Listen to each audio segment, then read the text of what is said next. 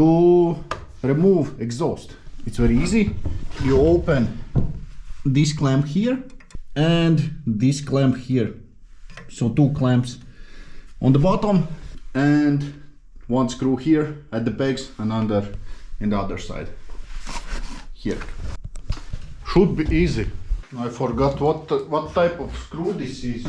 It's 14 for me. As you can see, I'm a professional. Very fucking easy. Now you need this one, hexagons. I'm a professional. Fucking professional. Professional. This one? Nope. Professional. Shit. I need the 6th. This one. And it's missing.